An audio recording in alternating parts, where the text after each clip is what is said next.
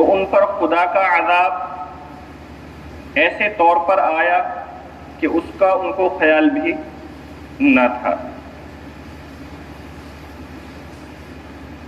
اللہ بار بار انجام کے طور پر امم سابقہ کے حال و احوال کو بیان کرتے رہتے ہیں، تذکیری طور پر، وعظ و نصیحت کے طور پر، عبرت کے طور پر، تاکہ انسان ان کے حالات اور ان کے اعمال کو سن کر متنبہ ہو جائے، آگاہ ہو جائے، بیدار ہو جائے اور ان سب حرکات سے باز آ جائے جو ان کی ہلاکت کی وجہ بنی تھی۔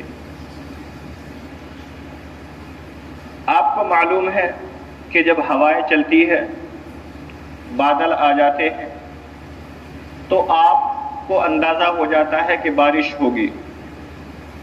پھر آپ اپنے کپڑے سکھانے کے لیے باہر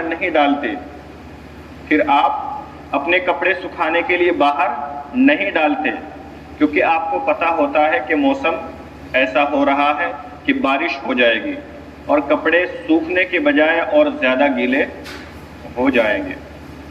تو اسی طرح اللہ امم سابقہ کے حال بیان کرتے ہیں، ان کے واقعات بیان کرتے ہیں اور مثالی انداز میں ان سے عبرت لینے کو کہتے ہیں، تاکہ انسان سمجھ جائے کہ جب انہوں نے ایسا کیا تو ان کے ساتھ میں ایسا ہو گیا، اگر ہم بھی ایسا کریں گے تو ہمارے ساتھ میں بھی ایسا ہو سکتا ہے، اسی لیے اللہ نے فرمایا کذب الذین من قبلہم، کہ پہلے لوگوں نے بھی جھٹلایا، یہ بھی لوگ جھٹلا رہے ہیں۔ تو جھٹلانے کا انجام ایک ہوگا، ایسا نہیں ہوگا کہ پہلے لوگوں کو جھٹلانے کی وجہ سے سزا دے دی گئی اور ان لوگوں کو جھٹلانے کی وجہ سے انعام دے دیا جائے گا، نعمتیں دے دی جائیں گی، نہیں، ایسا نہیں ہو سکتا۔ ان کو جھٹلانے کی وجہ سے سزا ملی تو ان کو بھی سزا ہی ملے گی۔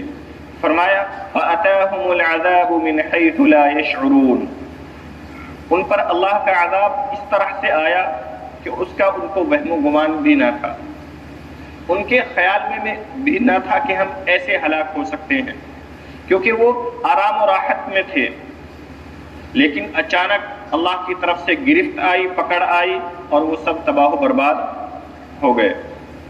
فَأَذَاقَهُمُ اللَّهُ الْخِزْيَ فِي الْحَيَاةِ الدُّنْيَا، بس اللہ نے ان کو دنیاوی زندگی میں رسوائی کا عذاب چکھایا، دنیاوی زندگی میں رسوائی کا عذاب۔ یہ اللہ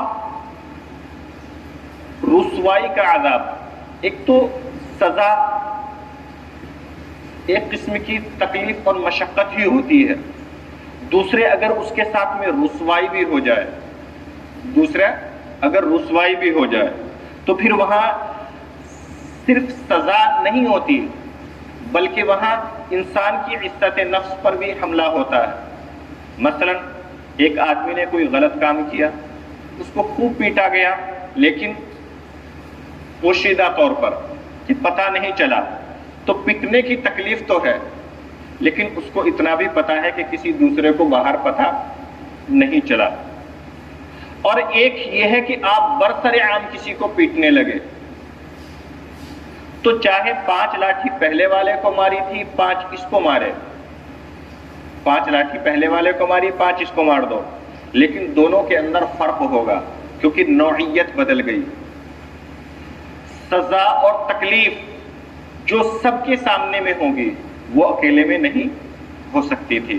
تو اللہ فرماتے ہیں فَأَذَاقَهُمُ اللَّهُ الْخِزْيَ، کہ ان کو تکلیف اور عذاب ایسا نہیں تھا کہ جس کے اندر رسوائی نہ ہو، بلکہ رسوائی تھی ان کی اس عذاب کے اندر، ان کی رسوائی تھی۔ وَلَعَذَابُ الْآخِرَةِ أَكْبَرُ، اور یہ تو دنیاوی زندگی کا عذاب تھا، آخرت کا عذاب تو اس سے کہیں سخت ہے، اس سے کہیں مشکل ہے۔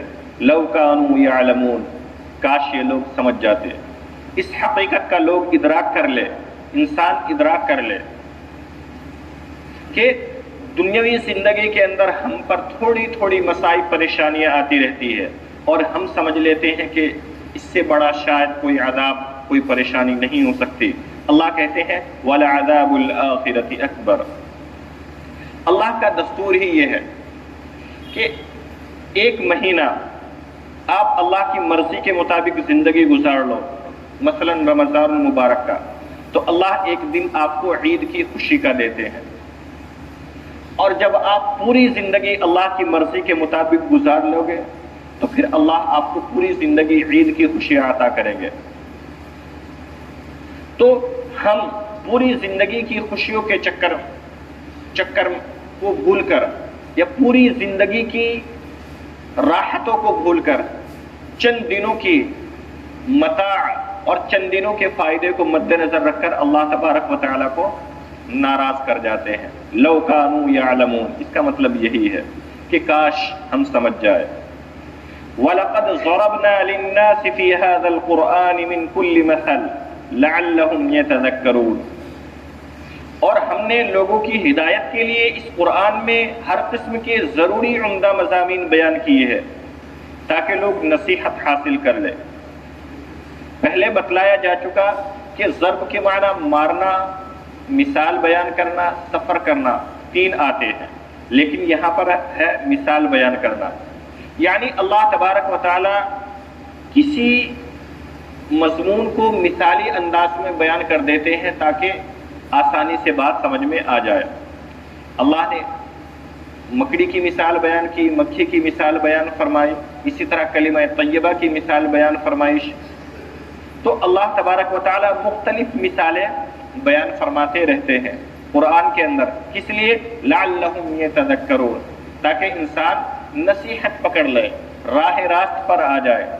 قرآناً عربیہ، اور یہ نصیحت بھی کسی چھوٹی موٹی کتاب کے اندر نہیں ہے، قرآناً ایسی قرآن کے اندر ہے جو عربی ہے، عربی میں ہے۔ عربی کے اندر قرآن کیوں نازل ہوا، اس کی وضاحت پہلے کی جا چکی۔ غیر ذی عوج، اس کے اندر کوئی کجی نہیں، کوئی کمی نہیں، کوئی ٹیڑھا پن نہیں، بلکہ سلیم الفطرت والے انداز میں سلیم الفطرت کی عکاسی کرتا ہے۔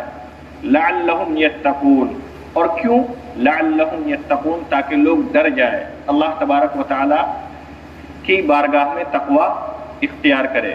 پھر اللہ نے ایک چھوٹی سی مثال دی، ضرب اللہ مثلا رجلا فیہ شرکاء متشاکسون ورجلا سلما لرجل هل یستویان مثلا، کہ ایک آدمی ہو، اس کے 10 مالک ہو۔ اللہ نے جو مثال دی اس کا حاصل اور خلاصہ کیا ہے کہ ایک آدمی ہو، اس کے 10 مالک ہو۔ اب ظاہر سی بات ہے اس کو کوئی اپنا نہیں سمجھے گا، کیونکہ وہ 10 کا ہے، وہ خیال کرے گا اس کا ہے، وہ خیال کرے گا اس کا ہے، وہ خیال کرے گا اس کا ہے، اور وہ بھی کسی کو اپنا نہیں سمجھ پائے گا، وہ بھی کسی کو اپنا نہیں سمجھ پائے گا، کیونکہ 10 اس کے مالک ہیں اور ایک غلام، اور ایک انسان ہے کہ وہ ایک ہی انسان کا غلام ہے، اسی کی خدمت کرتا ہے، اسی کی خدمت کرتا ہے۔ تو کیا یہ دونوں برابر ہو سکتے ہیں؟ اللہ نے اسی کو فرمایا، ضرب اللہ مثلا، موحد اور مشرک کے بارے میں اللہ نے ایک مثال بیان فرمائی، رجلا فیہ شرکاء، ایک شخص غلام ہے جس میں کئی ساجی ہے، متشاکسون، جن میں باہم ضدی بھی ہیں، جدا جدا بھی ہیں، ورجلا سلما لرجل، اور ایک اور شخص ہے کہ پورا ایک ہی شخص کا غلام ہے۔ هل یستویان مثلا، کیا ان دونوں کی حالت یکساں ہو سکتی ہے کہ اس کو 9 آدمی کی خدمت کرنی پڑے گی، اور 9 آدمی کی خدمت کرنے کے باوجود وہ کسی کا نہیں ہوا اور کوئی اس کو اپنا نہیں سمجھتا۔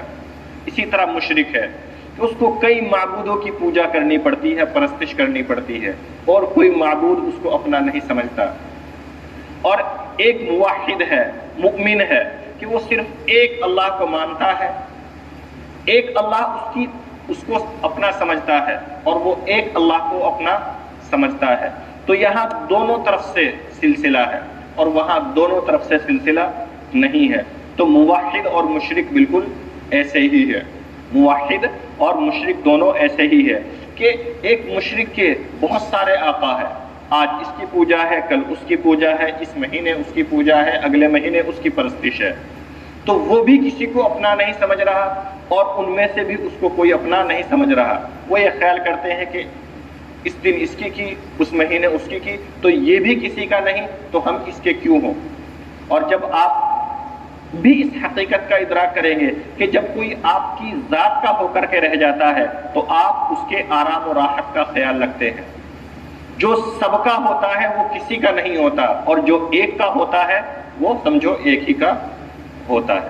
تو اللہ نے یہ مثال بیان فرمائی کہ ایک کے ہو کے رہے، شرک نہ کریں، کسی سب کے ہونے کی ضرورت نہیں ہے۔ حضرات سے گزارش ہے مشورے میں شریک ہوں۔